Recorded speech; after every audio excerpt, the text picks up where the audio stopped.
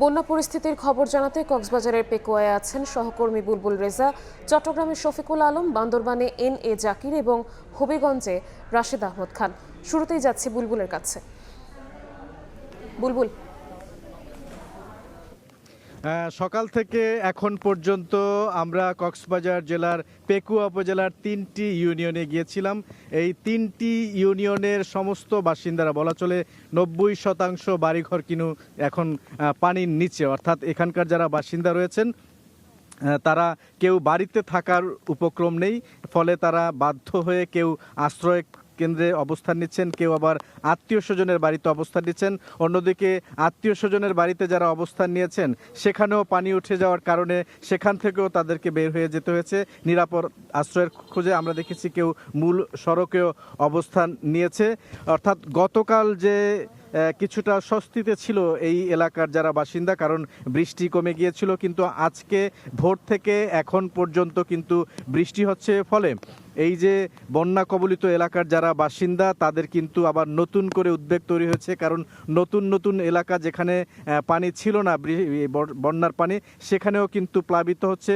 এবং অন্যদিকে এই এলাকার যারা বাসিন্দা, বিশেষ করে বন্যা কবলিত এলাকার যারা বাসিন্দা রয়েছেন তাদের সঙ্গে কথা বলে আমরা যতটুকু জানতে পেরেছি যে স্থানীয়ভাবে কেউ কেউ হয়তো তাদেরকে কিছু ত্রাণ সামগ্রী দিয়েছে, কিন্তু প্রশাসনের পক্ষ থেকে পুরো বন্যা কবলিত যে এলাকা রয়েছে, যারা বন্যা দুর্গত, তাদের কাছে কিন্তু এখন পর্যন্ত শতভাগ ত্রাণ পৌঁছে দেওয়া সম্ভব হয়নি। এটি প্রশাসনের পক্ষ থেকেও বলা হয়েছে। তবে গতকাল এবং আজকে আমি কয়েক দফা জেলা প্রশাসকের সঙ্গে কথা বলেছি, তিনি জানিয়েছেন যে তারা খবর পাওয়া মাত্রই যেসব এলাকায় ত্রাণ সামগ্রী এখনও পৌঁছায়নি সেসব এলাকায় তারা ত্রাণ পৌঁছে দেওয়ার ব্যবস্থা করছেন। এবং এলাকার যারা বাসিন্দা রয়েছেন, অর্থাৎ বন্যা দুর্গত এলাকার, তারা বলছেন যে এই বৃষ্টি যদি অব্যাহত থাকে তাহলে নতুন করে আরও আশঙ্কা তৈরি হতে পারে এবং পাহাড়ি যে এলাকাগুলো রয়েছে কক্সবাজারে, সেখানে পাহাড় ধসেরও কিন্তু আশঙ্কা তৈরি হওয়ার সম্ভাবনা রয়েছে। তো এই মুহূর্তে আমাদের আরেক সহকর্মী চট্টগ্রামে রয়েছেন শফিকুল আলম, আমরা শফিকের কাছ থেকে চট্টগ্রামের খবর জেনে আসবো। আমি আসলে সাতকানিয়ার পাশের উপজেলা বাঁশখালীতে আছি। এখানে কিন্তু যে সড়কে যে পানি ছিল সেগুলো নেমে গেছে, কিন্তু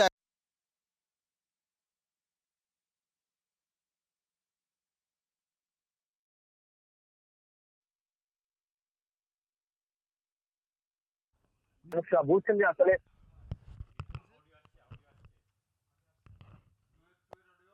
আসলে ভিজে গেছে। এখানকার মানুষরা বলছেন যে আসলে এখানে বেশ কিছু চিংড়ি ঘের রয়েছে, সেই চিংড়ি ঘেরের কারণে এখানে 85টার মতো স্লুইস গেট রয়েছে, যে স্লুইস গেটগুলো বন্ধ রাখার কারণে এখানে পানি থমকে আছে, পানি নামতে পারছে না। এবং যদি আমি সাতকানিয়ার কথা বলতে চাই, সাতকানিয়াও কিন্তু বিভিন্ন এলাকায় একই রকম পানি থমকে আছে। যদি রাস্তাঘাট থেকে নেমে গেছে, কিন্তু ঘর বাড়ি থেকে এখনো পানি নামেনি। এবং সেখানে ত্রাণের কথা বলতে গেলে আসলে বিএনপির তারেক রহমানের নির্দেশনা অনুযায়ী বিভিন্ন ডিসি ইউএনও থেকে শুরু করে এবং বিভিন্ন বিএনপির নেতা সবাইকে কিন্তু নির্দেশনা দেওয়া হয়েছে। কিছুক্ষণ পর কিন্তু যে বাসের যে সনুয়া রয়েছে সেখানে কিন্তু এনসিপির আহ্বায়ক নাহিদ ইসলাম আছে এবং নাহিদ ইসলাম বিভিন্ন জায়গায় কিন্তু ত্রাণ বিতরণ করা হচ্ছে। এবং কিছুক্ষণ পর কিন্তু যে বাসের যে সনুয়া রয়েছে সেখানে কিন্তু এনসিপির আহ্বায়ক নাহিদ ইসলাম আসবেন এবং নাহিদ ইসলাম এসে সেখানে কিন্তু তিনি ত্রাণ বিতরণ করবেন। ইতিমধ্যে তিনি আনোয়ারা এলাকায় ত্রাণ বিতরণ করছেন। এখানে বলা হচ্ছে আসলে এই যে পানির কারণে কিন্তু প্রায় কয়েকশো কোটি টাকার মাছের ক্ষতি হবে বলে বলা হচ্ছে। প্রায় 2,500 প্রায় 12 থেকে 13,000-এর বেশি পুকুর, মাছের ঘের এবং বিভিন্ন নষ্ট হয়ে গেছে এবং ফসলি জমি 1,000 একর ফসলি জমি পানির নিচে রয়েছে। এবং রাস্তাঘাট তো ভেঙে গেছে এবং চট্টগ্রাম কক্সবাজার মহাসড়কে কিন্তু কিছু কিছু অংশে পানি উঠে গেছে। পাহাড়ি ঢলের কারণে কিন্তু এই সমস্যাগুলো সৃষ্টি হচ্ছে। তো এই ছিল আমার কাছে চট্টগ্রামে বাঁশখালী এবং সাতকানিয়ার তথ্য। আমরা এই মুহূর্তে যাচ্ছি বান্দরবানে, যেখান থেকে আসলে উজানের পানি নেমে আসছে, সেখানে বান্দরবানে আছেন আমাদের সহকর্মী জাকির।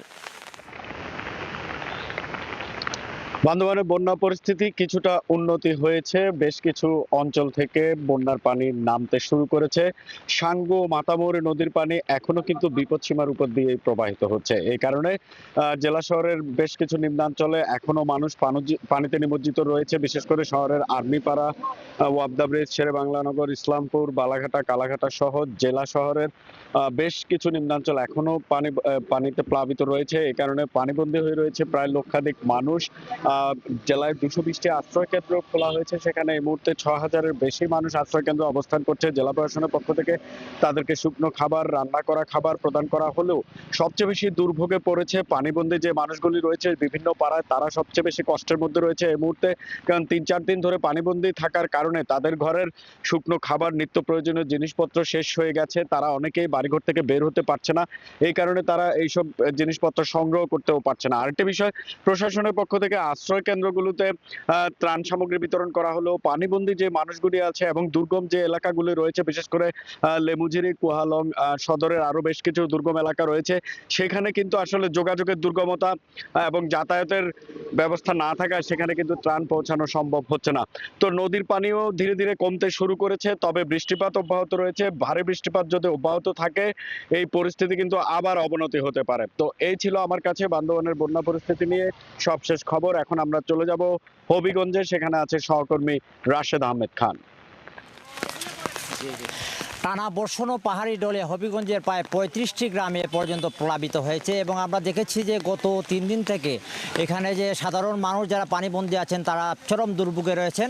আমরা জেনেছি যে বৃহস্পতিবার রাতে এখানে হবিগঞ্জের খোয়াই নদী 2টি বাঁধ ভেঙে যায় এবং এই ভাঙার ফলে হবিগঞ্জের একটি একটি করে গ্রাম প্লাবিত হতে থাকে। এ পর্যন্ত 35টির অধিক গ্রাম প্লাবিত হয়েছে। এছাড়াও বানিয়াচংয়ে রাধাপুর নামক স্থানে আরেকটি বাঁধ ভেঙে যায়। এই বাঁধ ভাঙার ফলেও সেখানে 5টি গ্রাম প্লাবিত হয়েছে। সব মিলিয়ে বলা যায় যে হবিগঞ্জের প্রায় 10,000-এর অধিক মানুষ পানিবন্দী রয়েছেন এবং বাড়িঘর, অনেকেরই বাড়িঘর পানিতে তলিয়ে গেছে, যে কারণে তারা বিভিন্ন আশ্রয়কেন্দ্রে উঠেছেন। আমরা যে বন্যার্ত মানুষের সাথে কথা বলে যতটুকু জেনেছি যে চাহিদা মতো কোনো ত্রাণ বা ব্যক্তিগত সহযোগিতা তারা পান নাই, যে কারণে তারা অনাহারে অর্ধাহারে তারা দিনাতিপাত করছেন। বিশেষ করে যারা পানিবন্দী রয়েছেন তাদের খাদ্যের পাশাপাশি বিভিন্ন ওষুধ সামগ্রীও তারা প্রয়োজন, তারা এগুলো পাচ্ছেন না। তবে পানি উন্নয়ন বোর্ড যেটুকু জানিয়েছে যে গত 2 দিন এখানে বৃষ্টি না হওয়ার কারণে পানিটা অনেকটা কমেছিল, কিন্তু আজকে সকাল থেকে আমরা দেখেছি যে এখানে একটানা বৃষ্টি হচ্ছে এবং আমরা এখন যেখানে আছি এখানেও প্রচুর বৃষ্টি হচ্ছে।